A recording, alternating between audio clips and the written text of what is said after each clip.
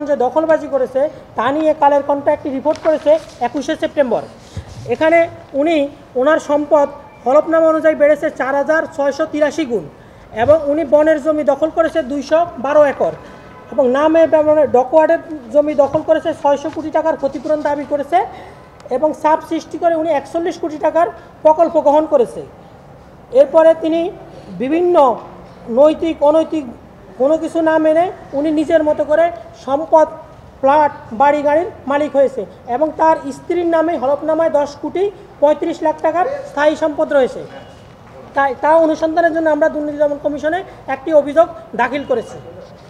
আর দ্বিতীয় অভিযোগ আমরা দাখিল করেছি সাবেক মেয়র সাইদ খোকন ও তার স্ত্রীর বিরুদ্ধে পত্রিকায় প্রকাশিত অভিযোগ অনুসন্ধানের জন্য। প্রথম আলো তার রিপোর্ট করেছে তা ওনার সম্পত্তি বেড়েছে 27 গুণ। নির্বাচনী হলফনামায় ওনার ছিল আগে 77 কোটি টাকা, সেটা এখন হয়েছে 238 কোটি টাকা। এই 8 বছরে ওনার সম্পত্তি বেড়ে গেছে 27 গুণ। আর আমরা আরেকটা অভিযোগ দিয়েছি সাবেক ডিআইজি পলয় কুমার জোয়ারদারের নামে।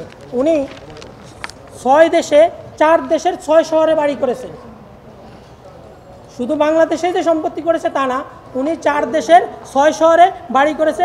এর মধ্যে ভারতের কলকাতা, চেন্নাই ও দিল্লিতে পলয় কুমারের বাড়ি রয়েছে। সিঙ্গাপুর, লন্ডন, আমেরিকাতেও বাড়ি রয়েছে। এইসব বিষয় অনুসন্ধানের জন্য আমরা দুর্নীতি দমন কমিশনে অভিযোগ দায়ের করেছি। আরেকটা হলো অতিরিক্ত ডিআইজি পলয় কুমার জোয়ারদার। জি, সাহেব তো বলেছি। সবগুলির অভিযোগ অনুসন্ধান চলমান এবং কারো ব্যাংক হিসাবেও জব্দ করেছে। এখন পর্যন্ত আমরা 63-64টার মতো অভিযোগ দাখিল করেছি।